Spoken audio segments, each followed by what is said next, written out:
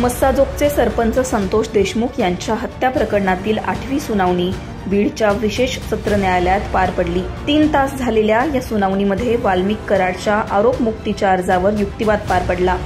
संतोष देशमुखांच्या खुनाशी कराडचा काही संबंध नाही, गुन्हेवर असलेल्या गुन्ह्यांचाही कराडशी संबंध नसून वाल्मिक कराड मुख्य सूत्रधार असल्याचा कोणताही पुरावा नसल्याचं यावेळी कराडचे वकील म्हणाले।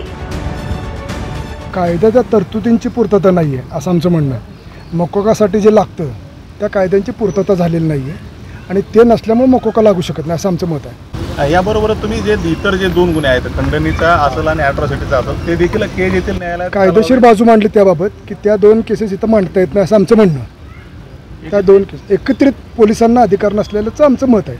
पोलिसांना असे अधिकार नाही आहेत एकत्र क्लब करायचे। याबरोबरच म्हणजे वाल्मिक कराडच्या संदर्भात इतर जे गुन्हे आहेत त्या गुन्ह्यात आणि त्या गुन्ह्यांनी सुदर्शन घुले यांचा कुठलाही संबंध नाही असा देखील तुम्ही युक्तिवाद केला। ही वस्तुस्थिती आहे।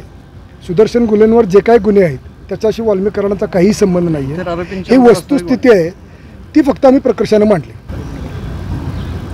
सर सविस्तर सांगा जरा, तुम्ही 2 तास तब्बल सगळा युक्तिवाद केला होता, काय काय झालं होतं? सांगतो काय होतं, काही गोष्टी अशा असतात ज्याच्यावर भाष्य न करणं योग्य, त्या न्यायालयासाठी असणं योग्य आहे आणि ते त्याच्यावर भाषण नाहीत करत। सर तुम्ही जो युक्तिवाद केला होता त्याला ऑफेन्स केलं होतं त्या संदर्भात त्यांचं म्हणणं की त्यांनी जो मोकोका लावला आहे, जे आमचा आरोपी म्हणून आम्हाला आरोपी केलेले आहेत त्या गोष्टी योग्य आहेत। आमचं म्हणणं ते ॲब्सोल्युटली अयोग्य आहेत। तुम्ही काही केसेसचे रेफरन्स दिले, त्याचबरोबर त्यांनी देखील काही केसेसचे रेफरन्स दिले, ज्यामध्ये मुंबई बॉम्बस्फोटाचा देखील त्यांनी उल्लेख केला आणि त्यात वेगवेगळे गुन्हे होते तरी देखील ते एकत्रित चार्जशीट केला असं त्यांनी म्हटलं। त्याबाबत मी सांगितलं की त्या केस ह्या केसला ॲप्लिकेबल नाही होणार।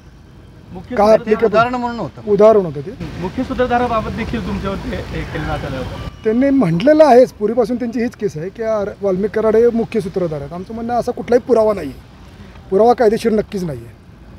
अर्थ लावला तर तुम्ही लावलेलाच आहे अर्थ, पुरावा नक्कीच नाही आहे। कोल्हापुरातील बाल हत्याकांडाचा देखील संदर्भ देण्यात आला आहे। नाही, ते एकाच उदाहरण म्हणून त्यांनी उदाहरण होतं फक्त, त्याचं काही रेफरन्स इथं नाही आहे। त्यावर त्यांचं म्हणणं असं की एकत्र करता येईल। आमचं म्हणणं करता येईल हा अधिकार कोर्टाचा आहे, पोलिसांचा नाही। आज फक्त डिस्चार्ज ॲप्लिकेशनवर चर्चा झाली, डिस्चार्जवर चर्चा झाली, जप्त करण्याबाबत कुठली नाही त्याच्यावर त्यासाठी वेळ आज नव्हता मिळाला निर्माण कोर्टाला, त्यामुळे ते पुढच्या तारखेला। सरकारी पक्षाकडून विशेष सरकारी वकील उज्ज्वल निकम यांनी यावेळी युक्तिवाद केला। कटाचा मेन सूत्रधार पडद्यामागे असतो, आपल्या कठपुतल्यांच्या मार्फत तो दुष्कृत्य करत असतो असं म्हणत कोर्टात घडलेल्या युक्तिवादावर उज्ज्वल निकमांनी माहिती दिली आहे। वाल्मिक कराडने त्याचा संतोष देशमुख यांच्या खुनामध्ये सहभाग नाही, मौका लागत नाही अशा रीतीचा त्यांचा जो युक्तिवाद होता त्याला आज आम्ही जोरदार विरोध केला आणि न्यायालयात आम्ही स्पष्ट करून सांगितलं की त्याच्याविरुद्ध काय काय पुरावे आहेत, त्या पुराव्याची जंत्री आज न्यायालयासमोर आम्ही सादर केली।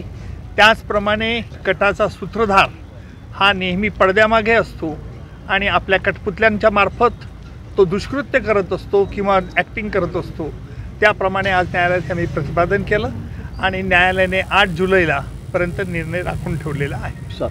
7 जुलैपर्यंत न्यायालयाने 7 जुलैपर्यंत हा निर्णय राखून ठेवला आहे। 9 डिसेंबर 2024ला मस्साजोगचे सरपंच संतोष देशमुख यांचा सुदर्शन घुले आणि त्याच्या साथीदारांनी निर्घृण खून केला होता।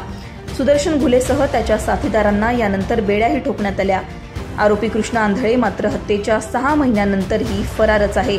सगळ्या हत्या प्रकरणाचा मेन आका वाल्मिक कराड असल्याचा आरोप त्याच्यावर आहे। स्वतः CID समोर शरण आलेल्या वाल्मिक कराडचे पाय तपासाची चक्र फिरताच आणखीनच खोलात गेले।